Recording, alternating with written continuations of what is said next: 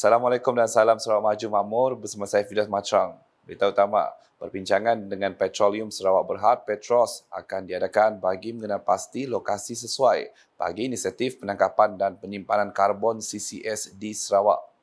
Premier Sarawak Dato' Patinggi Tan Sri Dr. Abang Abdul Rahman Zohari Tun Dato' Abang Openg berkata, usaha mengenal pasti lokasi itu boleh diketahui menerusi penyelidikan khusus.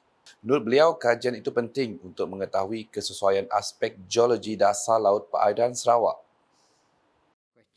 But whatever it is, the policy must be there for us to make use of our geological advantage to store carbon. Because it's not easy so to submit carbon because the environment must be there, particularly the geological structure of our soil. Beliau berkata demikian dalam sidang media selepas lawatan kerja 2 hari ke Norway bersama delegasi Kerajaan Sarawak dan susulan pertemuan dengan syarikat-syarikat pengendali CCS di negara tersebut pada Khamis. Premier Sarawak menambah data dimiliki oleh syarikat pelaksana penyimpanan karbon di Norway adalah mengikut aspek geologi Laut Utara. Justru katanya, Kerajaan Sarawak juga akan mengenal pasti teknologi semasa bagi menentukan lokasi simpanan karbon sebelum disuntik ke dalam telaga, iaitu sama ada di darat atau di luar pesisir. And the other one is they are on North Sea. And then there is a difference in terms of water level or the depth or the draft of water. Because we are in the continental shelf and the shelf is gradient is like that, regular. So there could be other option. I mentioned about barges, flat bottom barges that can be used to store carbon before it is injected. Tambah beliau lagi, syarikat pengendali CCS yang telah dikunjungi di negara ini juga akan dijadikan sebagai pusat rujukan dan penanda aras dalam pembangunan sektor hijau di Sarawak. Hari sama Timbalan Premier Sarawak Dato' Amar Awang Tengah Ali Hassan, Setiausaha Kerajaan Sarawak Dato' Amar Muhammad Abu Bakar Marzuki, Timbalan Menteri Tenaga dan Kelestarian Alam Sekitar Dr. Hazlan Abang Hibni dan beberapa pegawai Kerajaan Sarawak. Dalam perkembangan lain, Dato' Patinggi Tan Sri Abang Zohari memberitahu Sarawak bercadang menghantar pelajarnya ke Norway untuk mempelajari bidang penangkapan dan penyimpanan karbon CCS. Menurutnya, dengan menghantar anak Sarawak ke institusi pengajian di sana, ia dapat melahirkan lebih ramai pakar dalam sektor berkenaan. Tambah beliau, ini kerana Sarawak dan Norway memiliki sinergi dari aspek penjanaan dan sumber ekonomi dalam penghasilan kuasa hidro serta minyak dan gas. Beliau berkata demikian ketika ditemui media selepas pertemuannya dengan syarikat penasihat peralihan tenaga Detnorski Veritas DNV di Norway pada Khamis. Premier Sarawak menambah perkara itu juga telah dibincangkan bersama Timbalan Premier Sarawak Dato' Amar Awang Tengah Ali Hassan dan Setiausaha Kerajaan Sarawak Dato' Amar Muhammad Abu Bakar Marzuki. Dalam perkara itu, beliau menegaskan pelajar yang dihantar ke negara itu perlu mempunyai penguasaan dalam bahasa Inggeris, malah berpeluang untuk mempelajari bahasa Norwegia.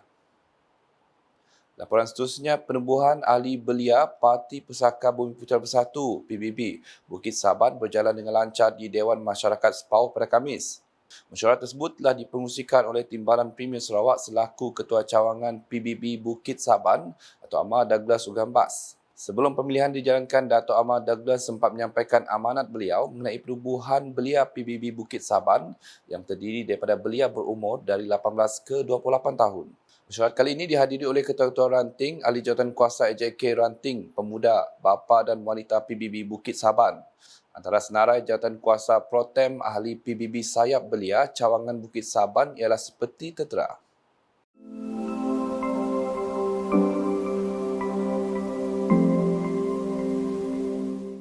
Justru Dato' Amar Douglas berharap semua yang dipilih dapat menjalankan tanggungjawab mereka dengan jayanya untuk pembangunan belia kawasan Bukit Saban. Berita berikutnya, Kerajaan Sarawak menerusi Kementerian Pelancongan, Industri Kreatif dan Seni Persembahan menyokong penuh penganjuran program Bintang Kecil 2023 yang cukup sinonim dengan masyarakat Sarawak. Timbalan Menteri Pelancongan, Industri Kreatif dan Seni Persembahan Sarawak, Dato' Snowden Lawan berkata, menjangkau usia lebih 3 dekad, program ini dilihat sebagai platform terbaik mengetengahkan bakat kanak-kanak ke peringkat lebih tinggi khususnya dalam bidang seni suara. Menurutnya, ia terbukti dengan kelahiran bakat-bakat besar yang berjaya mengisi dan memeriahkan industri seni muzik tanah air. Dari Sarawak misalnya, Saudari Devi Liana Sajata, Sahreza dan Abdul Halim Samudin kini menjadi figura yang cukup dikenali dalam bidang seni tanah air selain nama-nama besar dari Semenanjung seperti Adni Zafri, Ila Hamzah dan Hakim Rosli, di nama-nama bintang yang lahir daripada program kecil pada tahun lalu. Menyadari potensi program bintang kecil sebagai satu pentas kelahiran, artis-artis tempatan saban tahun penganjurannya terus diperkasa dan ditambah baikkan. Ya. Kita yakin dan percaya program Bintang Kecil 2023 ini anjuran pihak RTM ini berupaya menjadi platform terbaik untuk menggilap bakat-bakat kecil selari dengan keperluan dan kehendak industri hiburan, di samping membina keyakinan diri mereka agar terus cemerlang dalam apa jua bidang yang diceburi oleh mereka nanti. Beliau berkata demikian dalam sidang media Bintang Kecil 2023 yang berlangsung di Kuching pada Jumaat. Dr. Snowden menambah acara seumpamanya akan terus mendapat sokongan daripada pihak kementerian dalam usaha membangunkan potensi serta bakat industri kreatif dan seni persembahan di Sarawak khasnya ke peringkat yang lebih tinggi. Sehubungan itu, beliau menyuruh seluruh warga Sarawak untuk turut memberikan sokongan penuh dengan datang beramai-ramai menyaksikan debaran separuh akhir Bintang Kecil pada 27 Ogos ini bertempat di Auditorium P. Ramlee RTM Kuching dan kemuncak Bintang Kecil 2023 pada 3 September depan di Arena Gemilang, Datar Putra Unimas Kota Semarahan. Jelasnya lanjut, seramai 13 peserta akan turut serta dan mewakili zon masing-masing melibatkan zon Semenanjung 6 orang, zon Sabah 2 orang, zon Sarawak 3 orang, manakala Republik Indonesia dan Brunei Darussalam masing-masing seorang. Pada malam tersebut juga peserta akan membawa lagu solo dan berduet secara kumpulan. 5 orang peserta akan tersingkir dan membawa pulang hadiah tunai 4,000 seorang. Manakala kemuncak Bintang Kecil 2023 pula akan diadakan pada 3 September Ahad pada jam 9 malam di Arena Gemilang, Datar Putra Unimas Kota Semarahan. Seramai 8 orang peserta akan bertanding merebut gelaran juara Bintang Kecil 2023. Yang menjadi juara, saya tengok dia boleh tahan besar dia punya hadiah, akan membawa pulang juaranya RM20,000. Yang naik juara nombor 2 pula RM15,000. Dan nombor 3 RM10,000. Dan satu hati lagi untuk 5 orang yang tak menang RM5,000. Jadi tak sia-sia juga lah, tak dapat juara, tak dapat nombor 2, nombor 3 yang bawa satu hati membawa pulang RM5,000 ini. Penonton yang bertuah yang mendapat 2 hadiah utama, barangan kemas yang bernilai RM1,500 setiap satu. Hadir sama dalam sidang media itu ialah pengarah penyiaran Sarawak Wan Azhan Wan Hamad. Laporan seterusnya, lebih 300 pemain bowling bakal bersaing dalam kejohanan 10 pin bowling terbuka antarabangsa Sarawak 2023 yang diadakan bermula 4 hingga 9 September 2023 di Megalands Batu Kawah Kuching. Timbalan Menteri Belia Sukan dan Pembangunan Usahawan Sarawak Datuk Gerald Rentap Jabu berkata, kejohanan yang menaik penyertaan daripada 11 buah negara itu secara tidak langsung dapat meningkatkan ekonomi Sarawak melalui pelancongan sukan. Tenis juga. This event will have more than 300 bowlers yang ini. More than 300. More than 300 bowlers will be participating, and that will cover the team, the managers and all that. So we are so looking for this kind of sport tourism event yang dapat meningkatkan kesan ekonomi kepada Sarawak. So this is more important for us. And there are so many events. Tadi we had a discussion dengan Encik Nasir dengan Tuan CEO kita. Everybody wants to come to Sarawak now. So we must be prepared for it. Dan untuk memberi exposure kepada atlet kita, we also need to have proper infrastructure and technical people that can help us to make sure these events are successful. That's why it's very important dari segi kementerian juga. Kita memastikan semua facilities dapat digunakan sebaiknya. Dan yang kedua adalah untuk ada orang kita, local people that can manage the events. I think that's very important.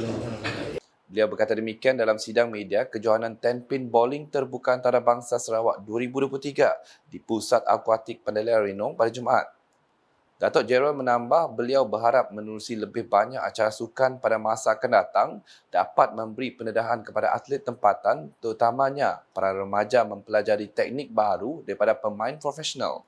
Sementara itu, menurut Naib Presiden Persatuan Bowling 10 Pin Sarawak Abbas, Robert Lunamin, jumlah penyertaan bagi kejohanan berkenaan pada tahun ini menjangkakan lebih dari 600 penyertaan berbanding 58 penyertaan pada tahun lepas. Tambahnya, acara khas berpasukan untuk memperingati Sarawak Badan Amal Tenaga Isteri-Isteri Sabati iaitu Piala Sabati itu diadakan pada 5 September ini bermula pada jam 7 malam. Jelas beliau lagi, kejohanan 10 Pin Bowling Terbuka Antarabangsa Sarawak 2023 diluluskan oleh Persekutuan Bowling Asia ABF, Persekutuan Bowling Antarabangsa IBF dan Kongres 10 Pin Bowling Malaysia MTBC dengan sokongan daripada Kementerian Pelancongan Industri Kreatif dan Seni Persembahan dan Perbadanan Sukan Sarawak SSC. Untuk rekod kejohanan tersebut terbahagi kepada 4 kategori iaitu seperti berikut.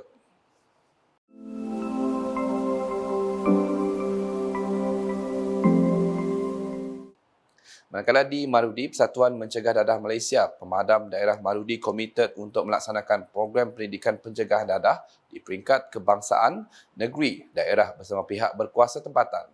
Pengurusi Pemadam Daerah Marudi Belayong Pok berkata penubuhan Pemadam Daerah Marudi bertujuan untuk menyedarkan masyarakat mengenai bahaya penyalahgunaan dadah melalui penglibatan masyarakat dalam program latihan pendidikan pencegahan dadah. So di samping itu bekerjasama dengan pelbagai organisasi yang mempunyai peranan yang sama dengan pemadam. Yang ketiga, untuk bekerjasama dengan Kerajaan Persekutuan, Kerajaan Negeri dan agensi kerajaan dalam usaha membenteras peranan pengeluaran dan perniagaan dadah dan seumpamanya yang menyalahi undang-undang negara. Dia berkata demikian dalam sidang media mesyuarat agung tahunan Pemadam Daerah Marudi di Pejabat Daerah Marudi pada Khamis. Jelasnya lagi, Pemadam Daerah Marudi juga akan menjalankan aktiviti penyelidikan mengenai penggunaan dan penyalahgunaan najis dadah bagi membantu mereka yang terlibat melalui program susulan jagaan lanjutan. Sekian isi malam, saya Fidel Matrang. Berita lebih lanjut boleh didapati di semua platform media sosial UKAS termasuk portal ukas.sarawak.gov.my dan UKAS channel YouTube. Sebelum mengakhiri buletin edisi malam ini, saksikan sorotan lawatan kerja 2 hari ke Norway bersama delegasi Kerajaan Sarawak dan susulan pertemuan dengan syarikat-syarikat pengendali, penangkapan dan penyimpanan karbon CCS negara tersebut pada Khamis. #saluran informasi rakyat, salam UKAS.